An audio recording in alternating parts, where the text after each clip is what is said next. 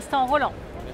Salut à toutes et à tous, bienvenue dans l'instant Roland. J'espère que vous allez bien, que vous êtes en pleine forme. Aujourd'hui, on a une invitée de charme, une invitée de haut niveau. Mais surtout, tu m'as manqué. On est ravis de la retrouver. Marion Bartoli, comment ça va Marion? Ça va très bien et toi? Mais bon, je t'avoue là que depuis vous avoir tous les matins, prendre des fous rires et tout, ça me manque.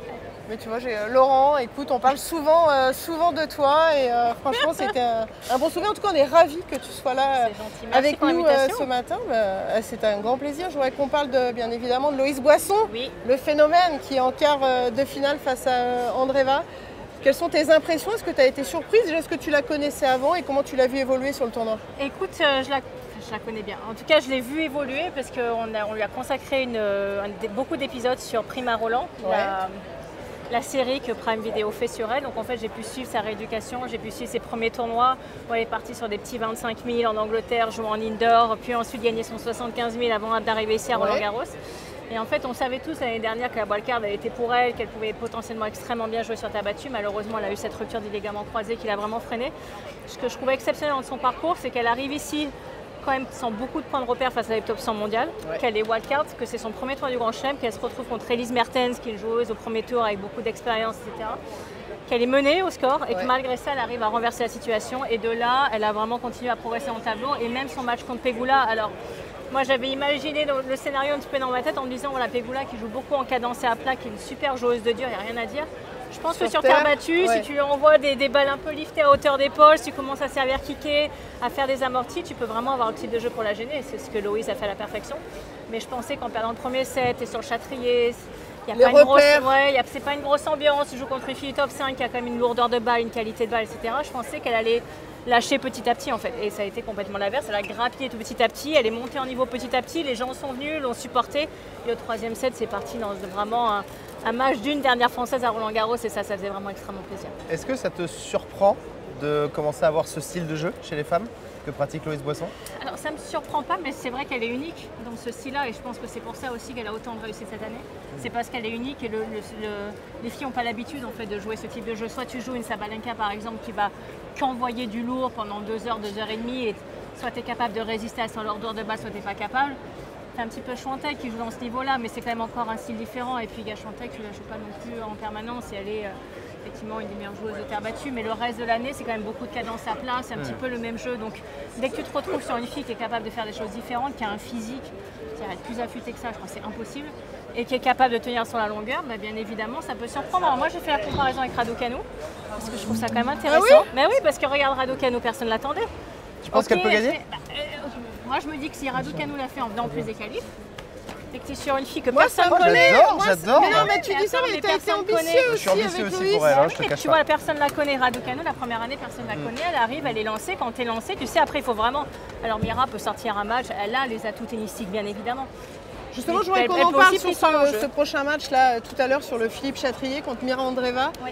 Tu t'attends à quel style de match? Parce que ce que disait Laurent, c'est qu'en coup droit, Andreeva, c'est peut-être une petite faille dans son jeu. Et le coup droit de Loïs, on l'a vu, on l'a découvert, le coup droit décalage coup droit. Qu'est-ce que tu en penses? Je pense qu'elle va partir dans la diagonale revers. En fait, on a fait une analyse, nous, sur les 8 quarts de finalistes. Ouais. Celle qui a la moins bonne note, entre guillemets, en revers, c'est Loïs, qui est la dernière. Donc, même sur revers long de ligne? Ouais, non, elle est à 6,7 sur 10. Ouais. Et en première, de mémoire, c'est Sabalenka. Donc je pense qu'elle va vraiment partir dans la diagonale revers, mais Andreeva, et qu'elle va la pousser là. C'est un petit peu ce que Pegula a fait. En fait, elle restait beaucoup dans le coup droit de Loïs, elle hésitait à aller côté revers. Et je pense que Conchita, qui connaît bien sûr le jeu par cœur, va lui dire mais attends, il faut l'envoyer en droit et gauche, Parce qu'en fait, si Loïs commence à prendre le jeu avec son coup droit, avec ses Mira qui courent, elle va avoir beaucoup de possibilités. Elle peut venir au fil à contre-temps, elle peut faire des amortis, elle peut la gêner. Je pense que si Mira, comme elle a démontré, elle a gagné 2 Masters 1000 d'affilée quand même, tu vois, il y a Dubaï et Indian Wells en battant toutes les meilleures. Attends, il y a 2 minutes, tu me dis qu'elle peut gagner et là, elle a beaucoup de tennis, donc je pense qu'elle va pas laisser prendre le jeu. Mais moi, je joue sur le facteur découverte. Tu vois, c'est vraiment ce qui me rappelle en attention, en revers, je suis d'accord, elle n'a pas un revers de très haut niveau pour l'instant. Elle n'arrive pas à le poser bien dans le croisé, que ce soit en slice ou à deux mains. Cependant, il y a quand même ce truc-là. Et je me dis que ça peut peut-être, si elle ajuste, à mon avis, je m'attends à ce que Loïs parte beaucoup dans le coup droit. Il ne faut pas en user d'abuser du slice. Parce que le problème, c'est qu'Andreeva, elle a beaucoup de mains. Si tu lui fais des slices, tu vas commencer à courir mais dans tous les sens parce qu'elle peut la remettre en court croisé, elle peut partir en longue ligne. Là, si tu commences à faire l'essuie-glace derrière, eh ben on verra. On verra ça tout à l'heure, effectivement. C'est en deuxième rotation sur le Philippe Châtrier. La dernière joueuse, wildcard, avoir fait quart, c'était Mary Pierce. C'était en 2002, Mary Pierce avait perdu sur Serena Williams. J'espère que ce ne sera pas la même issue pour Loïs Boisson. En tout cas, on va te suivre avec grand plaisir. Je voudrais qu'on revienne sur les matchs d'hier. On va commencer par le match Sabalenka contre Zheng. On s'attendait à un match disputé. Sabalenka s'impose en 2-7. Face à une Zheng, j'ai trouvé un peu en dedans aujourd'hui. Un peu timide, c'est bizarre. J'ai interviewé d'ailleurs à la fin de son match Aryna Sabalenka et elle m'a dit écoute, je pensais vraiment pas m'en sortir lors du premier set parce que j'étais menée d'un break et il y avait beaucoup de vent. C'est des conditions difficiles et elle avait perdu contre elle à Rome, alors même si je pense qu'il y avait beaucoup de fatigue accumulée entre son titre à Madrid et ses premiers matchs à Rome, mais quand même tu restes sur une défaite sur la même joueuse. Et elle est arrivée à faire tomber le premier set et il y a 2 points très importants à 4 ans dans le tie-break où elle sert 2 énormes premières.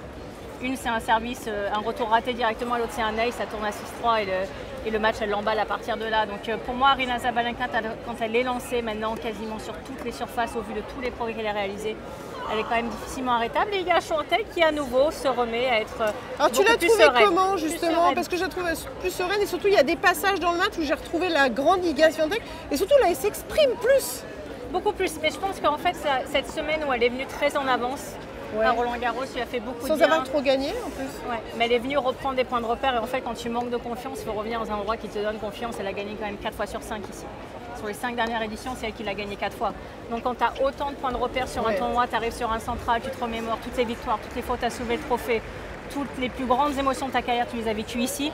Parce qu'il y a des matchs où le match sur Rybakina, elle prend quand même 6-2-0 en 40 minutes. Et Rybakina donne un jeu qui aide aussi quand même Iga à se remettre dedans. Il y a une volée hyper facile qu'elle rate et le match est reparti. Mais tu vois, ça peut être un peu comme le match contre Osaka l'année dernière où elle sauve les balles de match, où c'est tangent et puis après elle passe et elle gagne le tournoi. Votre pronostic là sur cette demi, il n'est pas facile. Ça va beaucoup dépendre des conditions de jeu. Honnêtement, s'il fait chaud là, c'est une réponse de Normand. Non, mais s'il fait très chaud et non, sec, mais a priori, quand même. C'est pas fou le temps. Non, le temps est pas fou. Je pense dans des conditions un peu lourdes. Humide. Je crois que ça peut être l'année de Sabalenka cette année. Je sais pas. Ah, l'année de Sabalenka. Ouais, je reste en Pologne, moi. Je reste sur Swiatek. Un grand merci, Marion. Mais merci à Marion. Mais merci à vous, les amis. Oh my God, you were here. Merci infiniment. Plein de belles choses pour la suite et belle continuation. Merci à vous. Ciao, merci beaucoup. Ciao, merci. Vas-y. Hey! Hey, comment ça va? We are rushing. C'était sympa, Laurent, d'avoir Marion. C'était trop cool de la retrouver. Ah ouais, est-ce que tu t'es ressenti maîtresse d'école comme l'année dernière? Ouais, mais là, je vous ai senti quand même beaucoup plus sérieux. L'année dernière, ça partait encore plus en live. Mais là, j'aime bien ces analyses qui sont hyper précises, percutantes, canon. Aujourd'hui, Rochette au scanner, c'est sur quoi? T'as scanné qui, là? Aujourd'hui, Jartro scanne le coup droit de Swiatek en défense, ce qui va nous permettre d'expliquer pourquoi elle a du mal contre les joueuses très agressives. Pourquoi Iga Swiatek a du mal contre les joueuses du type Rybakina, Ostapenko? Eh bien, c'est à cause principalement de sa défense en coup droit. Dans ce jeu, 3 points avec 3 défenses en coup droit vont lui coûter très cher. Après le premier coup droit déjà raté, on va essayer de comprendre pourquoi justement elle rate ce type de coup droit. Eh bien, une des explications, évidemment il y en a plusieurs, réside dans son bras. Quand vous regardez la proximité avec laquelle son coude est par rapport à son corps, ça va forcément indiquer une grande difficulté pour la joueuse de pouvoir créer du levier et donc retrouver facilement de la longueur. Par conséquent, elle va essayer de mettre beaucoup d'énergie dans ses défenses et c'est ça qui va la faire rater puisqu'elle va essayer de surfrapper la balle et de frapper à une vitesse qui est beaucoup trop importante comme ici par exemple. Iga joue proche de son corps en coup droit et en revers parce qu'elle a cette explosivité en elle, mais malheureusement pour elle, quand la balle est très loin, chaque chose a des points positifs et négatifs et le point négatif pour elle c'est qu'elle ne va pas avoir la facilité d'un Djokovic par exemple pour rejouer long avec le moins d'efforts possible. Émilie, je crois que ton périple vacancier continue. Après le Parc des Princes, Jean-Bois. Je suis en vacances pendant ces 15 jours. Bien sûr, les toboggans d'Aqua Boulevard, les ramasseurs de balles. Là, apparemment, il y a une histoire de terre battue. Qu'est-ce que tu as fait encore? Je suis allée voir en fait comment se travaille la terre avec Philippe Vaillant.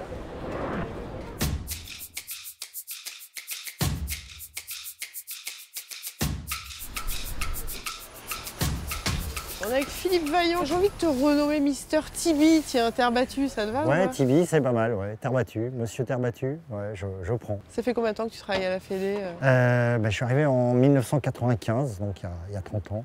Combien de mois avant le tournoi vous commencez à travailler la terre? Déjà, on s'affranchit des dernières gelées hivernales, puisque le gel, c'est un peu l'ennemi de la terre. Donc si tu la travailles et qu'il y a du gel, qu'est-ce qui se passe derrière? Si le cours est terminé, donc bloqué, c'est-à-dire compacté et qui gèle, donc il se décompacte naturellement et le cours est foutu. Pour être sûr, Généralement, dernière semaine de mars, tout début avril, là on commence à refaire nos terrains. Et là, pendant le tournoi, vous êtes combien à œuvrer? À œuvrer.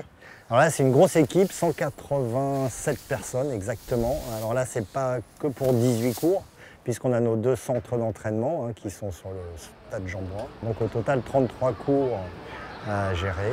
Que ce soit sur le 16 ou sur le central, on travaille c'est pareil. La même qualité. On travaille en fait, pareil, c'est votre bébé, même quoi qu'il arrive, quoi que ce qu'il soit arrive, sur le 16 ou... nos cours, c'est nos bébés et voilà, on traite tous nos bébés de la même façon. Est-ce que tu peux travailler la rapidité du cours? Comment ça se passe? L'eau est un élément qui va beaucoup interférer sur la surface. Alors, il suffit qu'on l'arrose un peu plus ou un peu moins. Bien sûr, le cours va être un peu plus lourd ou un peu plus rapide.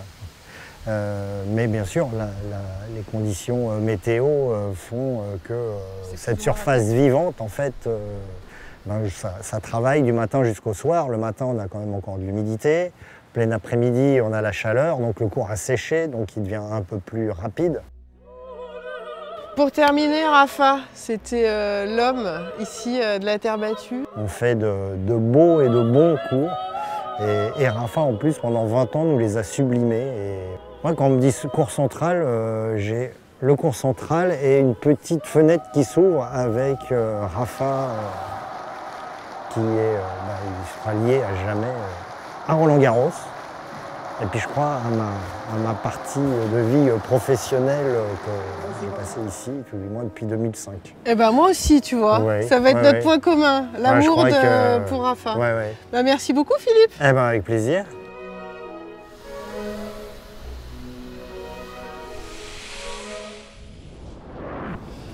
Laurent, on se retrouve en salle de presse, on est bien là? En plus c'est blindé, donc je pense que pour répondre aux questions, là c'est super. Allez, on va revenir au terrain avant de passer aux hommes. Dans le tournoi tennis fauteuil, victoire de Xenia Chasto contre Charlotte Fairbank, 7-5, 6-2. C'était au premier tour à Roland-Garros, derby 100% française. Et donc, il y aura une française au deuxième tour. Allez, on va passer au tableau messieurs avec la belle victoire de Musetti face à Tiafoe, 6-2 au quatrième. L'Italien confirme, l'Italien devient très régulier. Oui, demi-finale. D'ailleurs, il y a une stat qui est très sympa. C'est un des rares joueurs ayant fait demi-finale dans tous les Masters 1000 sur Terre et la demi-finale à Roland-Garros la même année.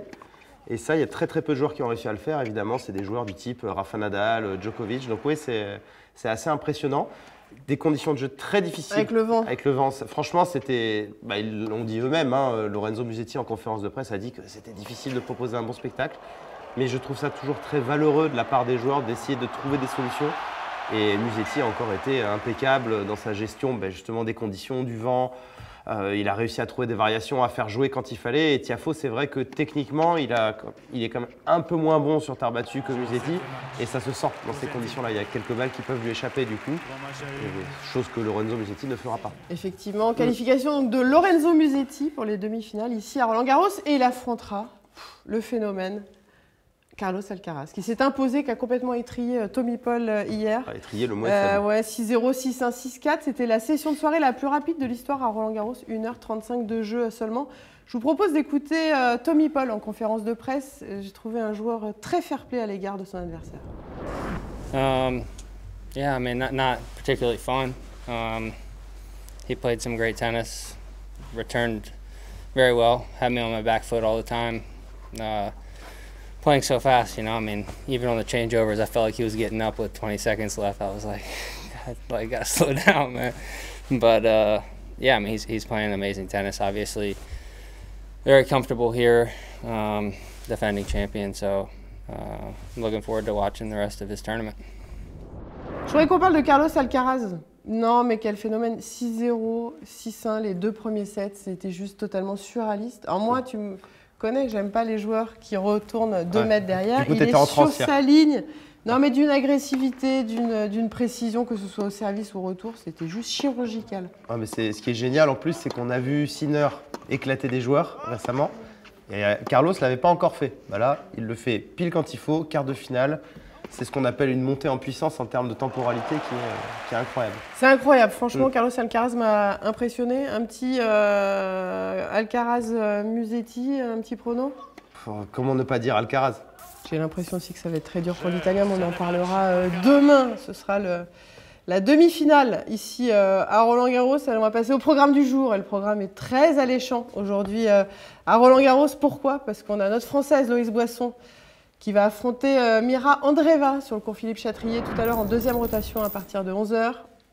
La journée Cocorico, mercredi la deuxième semaine. Je n'aurais pas forcément parié dessus au début du tournoi. Donc c'est une vraie joie d'avoir quelqu'un qui représente le pays en quart de finale. Ça va être super excitant. Je pense que le stade va être plein, tout le monde va l'encourager. Et j'y crois dur comme fer parce que je sais qu'ils sont bien dans leur bulle tous les deux. Quand je dis tous les deux, c'est Florent René, l'entraîneur compris, avec Loïs. Et ils ne sont pas du tout exposés à ce qui se passe, toute l'excitation qu'il y a autour. Et je pense qu'il y a moyen qu'elle fasse un très gros match. Boisson, moi aussi. Kiss Goff. Dur. Coco Gauff quand même, sur terre. Sinner Bublik. Sinner. Zverev, Djoko. Djoko la surprise, ta surprise. Djoko? On va aller... Non mais allons au bout du projet. On va aller au bout du projet? Ben oui, on va aller au bout du projet surprise. Donc une pensée pour Nico Mahut. Surprise Djoko. Je te rejoins, j'aimerais bien justement, du coup on a écrit l'histoire de la surprise, peut-être qu'elle ira jusqu'au bout. Avant de se quitter, un petit mot là pour tes journalistes, les fans? J'espère qu'ils ont passé une nouvelle fois en ma présence une conférence de presse exceptionnelle. Voilà, et je suis sûr que vous attendez tous la prochaine et je comprends. Merci Laurent, on se retrouve demain. Merci à toutes et à tous de nous avoir suivis. On se retrouve demain, pareil, sur la chaîne YouTube de la Fédération Française de Tennis. Très belle journée et allez Loïs.